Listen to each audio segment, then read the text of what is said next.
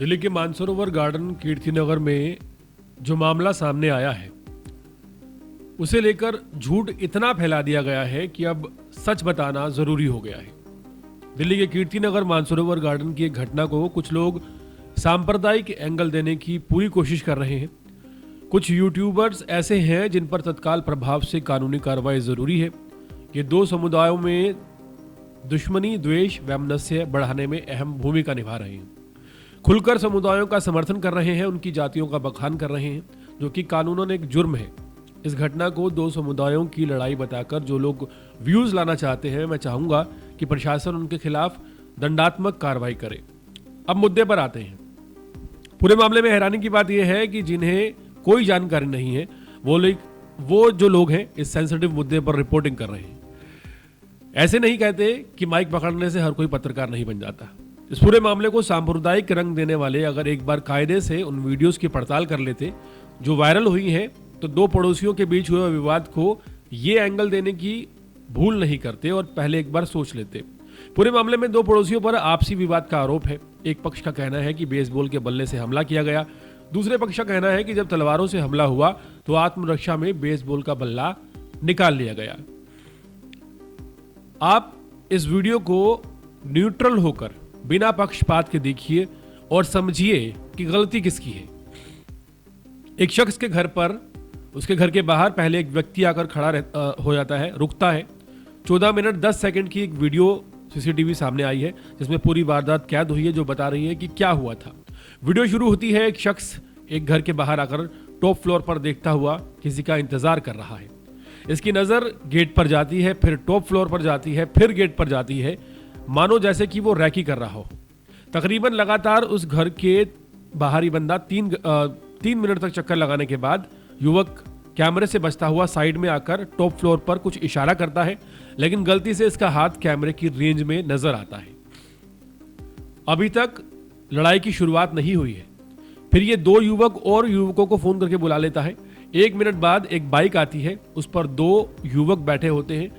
अब ये 3 युवक उस घर के सामने एक साथ खड़े हो जाते हैं और उनमें से जिस युवक के पास तलवार है वो हाथ से कोई संकेत देता है ऊपर देखकर।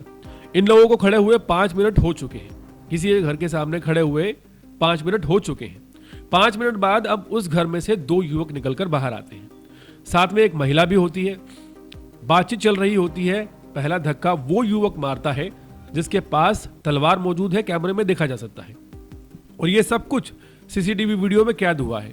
फिर 6 मिनट 44 सेकंड पर एक महिला तलवार निकाल कर लाती है और उसे कमान से बाहर निकालने की कोशिश करती है। सबसे पहले जो युवक घर के बाहर खड़ा था, रेकी कर रहा था, ये उसी के साथ आई थी। उसे रोकने की कोशिश करता है वो युवक। कहासुनी जारी रहती है। इसी बीच दोनों पक्ष के लोग फोन मिलाते हुए नजर आते हैं।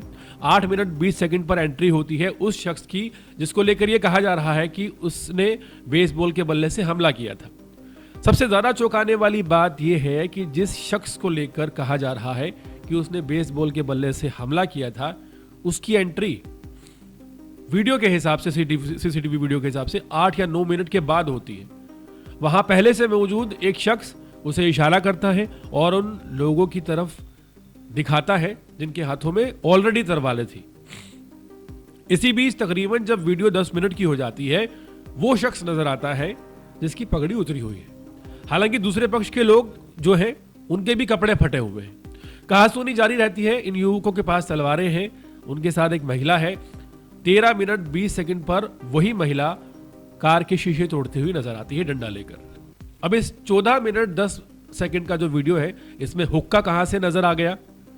जिन साहब को लेकर कहा जा रहा है कि उनके केश काटे गए, उनकी एंट्री 9 मिनट या 10 मिनट बाद हुई है। 3 युवक 5 मिनट तक रेकी करते रहे, जो कि सीसीटीवी वीडियो में देखा जा सकता है। उनके पास बाकायदा तलवारें मौजूद हैं। एक पक्ष की तरफ से 5 से 6 मिनट तक कोई रिएक्शन सामने नहीं आया। पहला धक्का उन लोगों ने दिया जो रेकी कर रहे थे, घर के सामने खड़े थे। इस पूरे मामले में धार्मिक बात कहां से आ गई? पड़ोसी की पड़ोसी से लड़ाई हो जाना कोई नई बात नहीं है, लेकिन यह बहुत खतरनाक है। और इससे भी ज्यादा जो खतरनाक है, हमारे समाज के लिए घातक है, वो है गवारों की रिपोर्टिंग, जो दो समुदायों के बीच वैमनस्य पैदा करने की भूमिका निभा रही है।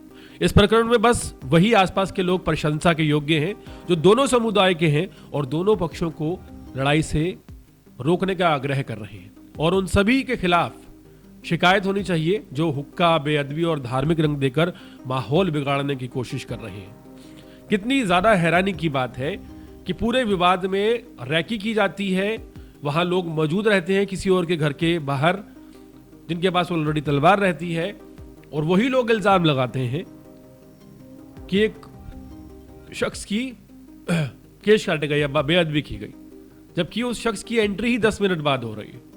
तो पूरे मामले में क्या मामला था, क्या बना दिया गया, ये इससे भी ज्यादा खतरनाक इसलिए है क्योंकि पड़ोसियों का आपसी विवाद है, वो किसी भी समुदाय के हो जाता है, पड़ोसियों में लड़ाई हो जाती है।